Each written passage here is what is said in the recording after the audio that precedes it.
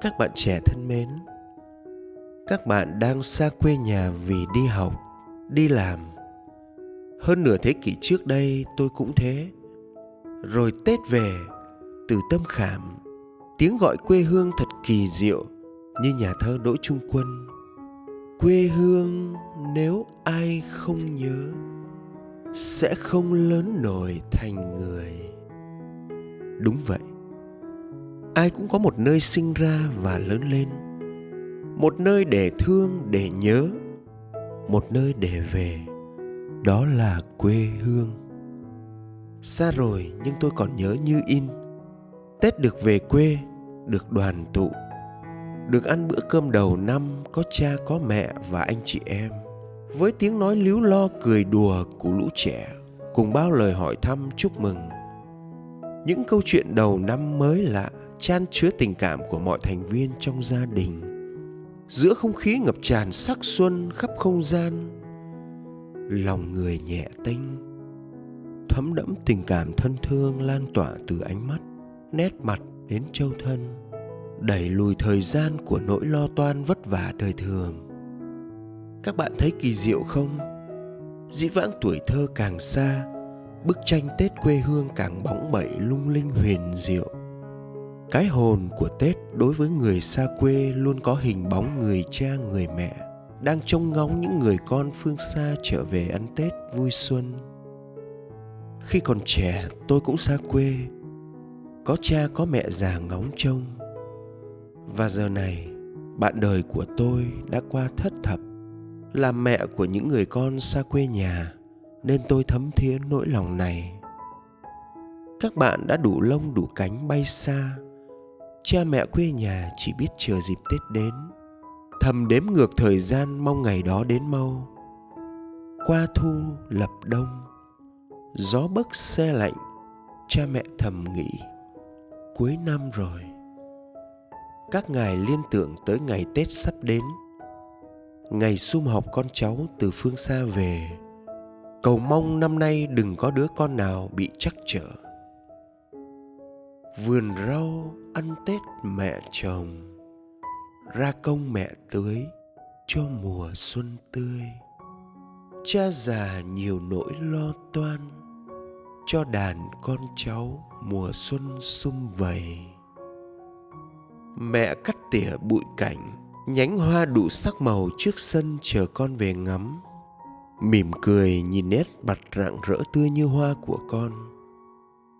Dáng xuân xanh biếc sân vườn, bao lâu cắt tỉa mẹ chăm những ngày. Giọt sương lấp lánh đưa tình, muôn hoa đua sắc đón chào bình minh.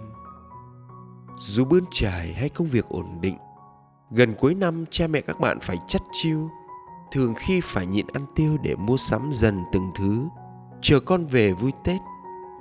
Mẹ xem từng ngăn kệ bếp xem còn thiếu thứ gì. Mẹ coi chăn mền đã đủ ấm cho con chưa. Mẹ mua sắm vật liệu của những món ăn như một thực đơn đặc biệt dành cho con thưởng thức trong ngày Tết. Tôi rất đồng cảm với những cha mẹ có những người con xa nhà.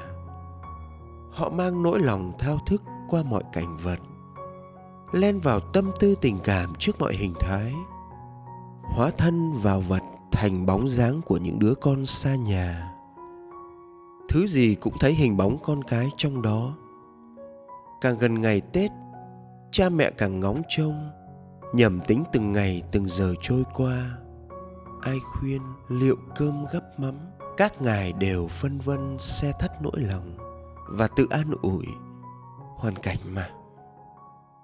Gần ngày Tết, cha mẹ các bạn đếm từng giờ dự đoán con đã lên đường và đi tới đâu rồi. Có năm con báo tin do hoàn cảnh không về ăn Tết được, nhưng cha mẹ vẫn ngóng trông, vẫn chờ một phép màu. Biết đâu đấy nó về được. Như nhà thơ Trần Mạnh Hảo tâm sự, chiều 30 ghé đầu làng, biết đâu con chẳng quá giang xe đò.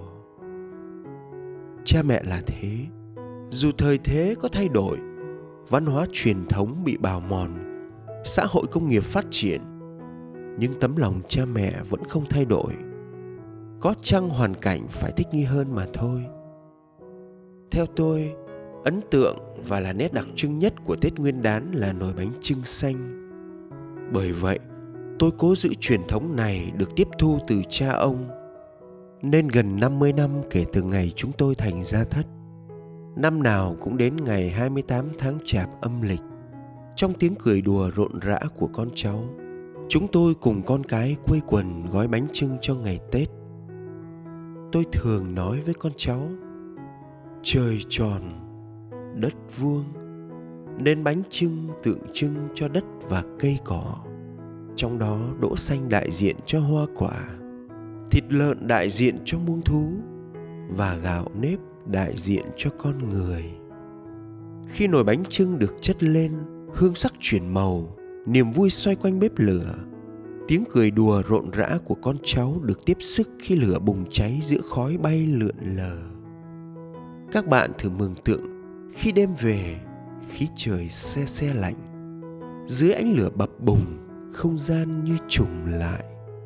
Ngồi canh thức nghe nồi bánh sôi sùng sục, anh chị em và lũ trẻ quây quần bên bếp lửa hồng to nhỏ kể chuyện đời, ôn lại kỷ niệm, chuyện cũ, chuyện mới, mong chờ năm mới may mắn, bình an, hạnh phúc. Đêm thanh vắng, lửa hồng lùa bếp, chuyện ấm lòng, cái ngày mà Trịnh Lâm Ngân khi xa nhà phải bùi ngùi thổn thức. Ôi nhớ xuân nào thuở trời yên vui, nghe pháo giao thừa rộn ràng nơi nơi. Bên mái tranh nghèo ngồi quanh bếp hồng, trông bánh chưng chờ trời sáng, đỏ hây hây những đôi má đào. Các bạn thấy không, người ta dư tiền để mua những chiếc bánh chưng, nhưng đâu phải ai cũng biết được cái không khí của đêm ngồi canh nồi bánh chưng bên bếp lửa bập bùng, nó lung linh huyền ảo làm sao. Ngay cả lũ trẻ cũng quên cả giấc ngủ để nghe mùi lá thơm quyện cùng khói củi. Người lớn thấy tình quê vuông đầy như chiếc bánh, cảm nhận được hương Tết xuân đoàn tụ dạt dào yêu thương. Nó có sức chuyển hóa âm dương hòa quyện đất trời. Sương xuống, đêm sâu dần, không gian tĩnh lặng, tiếng gà xa xa, sao mai báo hiệu, bình minh soi tỏ, bánh vớt ra, nhẩm đếm từng chiếc như thấy mùi quê hương đong đầy bên gia đình cùng con cháu.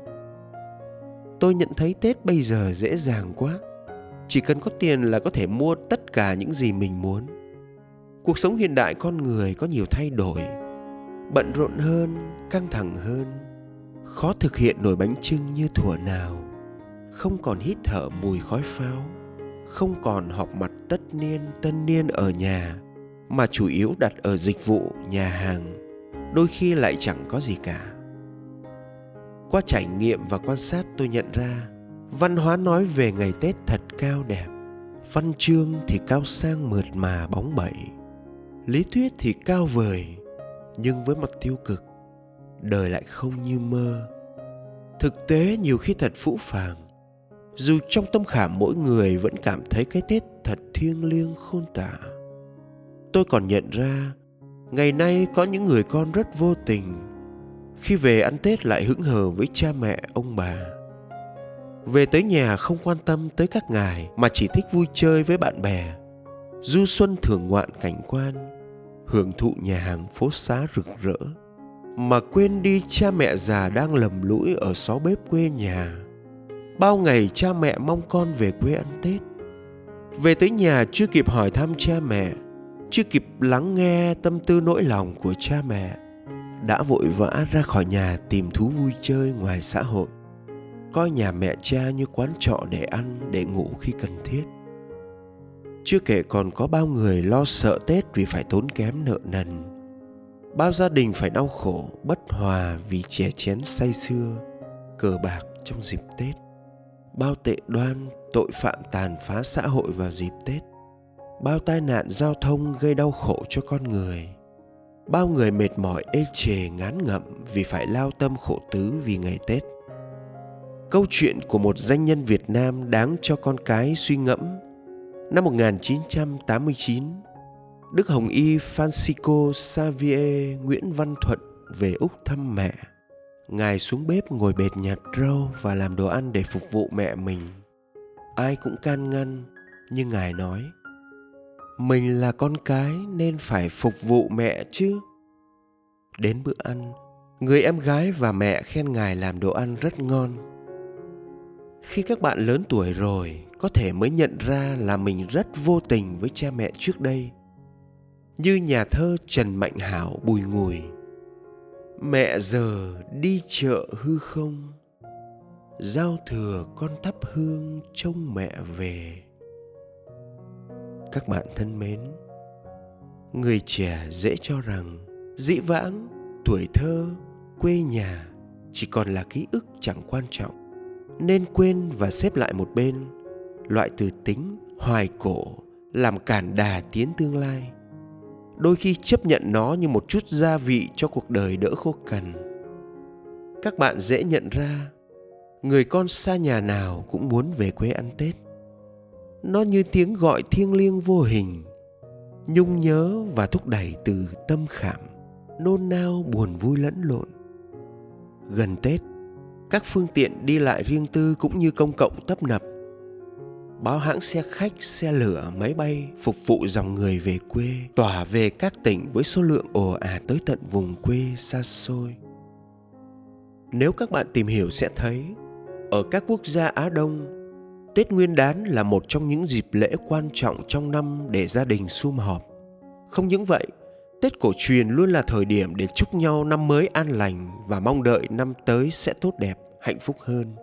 Không chỉ trong văn hóa tập tục mà còn mang tính chất thiêng liêng của một định chế xã hội. Điển hình như Trung Quốc, Hàn Quốc, Thái Lan đều có Tết như ở Việt Nam. Tuy mỗi đất nước có phong tục, tập quán riêng biệt, nhưng có lẽ văn hóa và tình cảm của người Việt Nam có nét đặc trưng độc đáo nhất. Đó là gia đình, Tết, quê hương được gắn kết, hòa quyện vào nhau như một. Tết đến, các bạn đang có cha, có mẹ, có quê hương để nhớ, để thương, để đáp đền. Chúc các bạn Xuân Ất Tỵ 2025 nhiều niềm vui và hạnh phúc. Thân ái chào tạm biệt.